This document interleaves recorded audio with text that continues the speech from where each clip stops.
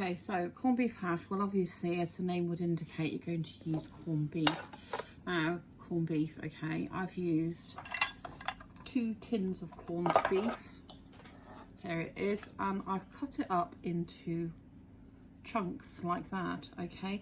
Now the top tip with corned beef is when you buy a tin of corned beef, make sure that you put it straight into the fridge, for the simple reason, if you leave it in the cupboard and then you get out and you want to slice it, maybe for a sandwich or make corned beef hash, it will be all squidgy, it won't have the right texture. So refrigerate that, always have it in the fridge.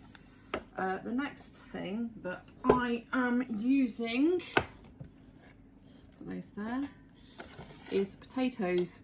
So as you can see, potatoes are actually really cheap anyway. They're inexpensive. So you just peel yourself a bunch of potatoes, really as much as you can think that you would want on your plate, or you know, or for whoever you're doing it for. I'm cooking for 5 people here, so this will probably actually do for 6.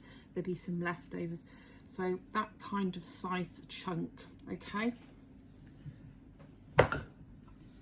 The next thing that goes into it is onions, okay. So I've only got little onions, but I mean, I reckon 2 big onions, if you're doing this much, I mean, like really big onions, perhaps even 3. So I'm probably going to do some more onions for this, and I'm going to blitz this up in my sort of blendery type thing, just because it's easier, and I won't be crying so much.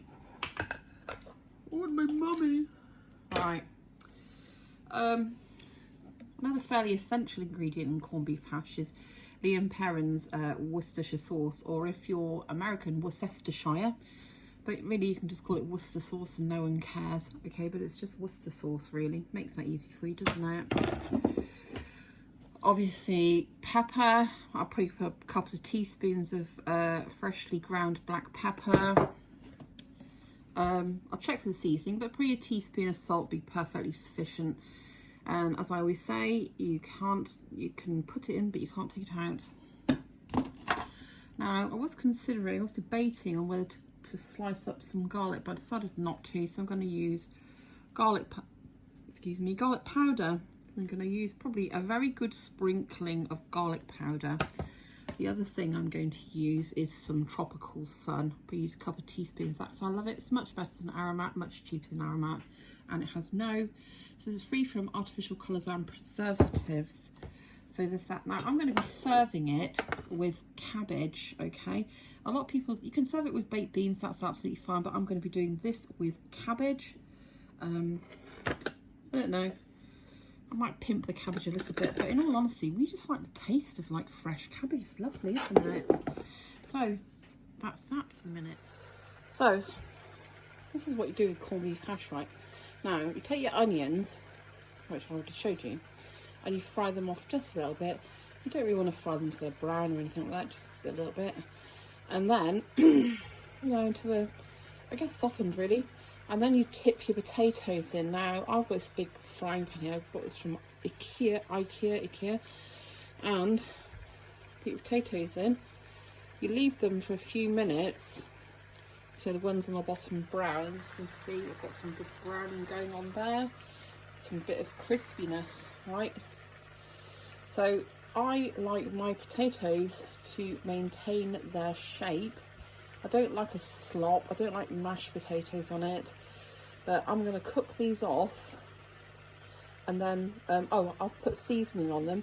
So I put 2 teaspoons of black pepper in these, I put a teaspoon of salt, 2 teaspoons of Tropical Sun, and a very good sprinkling of the garlic powder that I showed you earlier.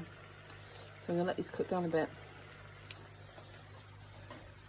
So the cabbage is a Savoy cabbage. It's an organic one from Riverford Farm, and I've put that on too. So there you go. Okay, so I've got a good amount of colour on these potatoes. These are where I want them to be. Now I do not don't like slop. Not a sloppy corned beef hash. No, I do not. So now I've got these potatoes where I really want them to be. They are cooked right through. I'm gonna put my corned beef in. And there you go.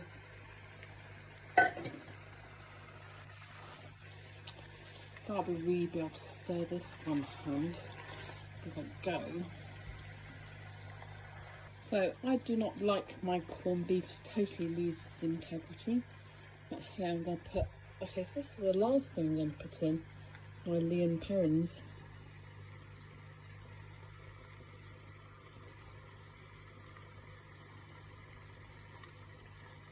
So you don't need a whole lot. But that's that, put that in. Now I'm going to stir that in. This is the result, this is the end result. Corned beef hash. As you can see, the potatoes totally kept their shape, which is the way I like it. And here we have Savoy cabbage. I added a little bit of butter to this. Doesn't need much. To be fair, I prefer my vegetables without loads of stuff in it, but that is it. And there is a beautiful corned beef hash. I mean, it tastes lovely. That's how it's supposed to look.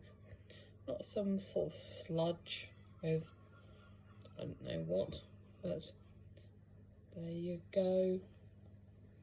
Enjoy.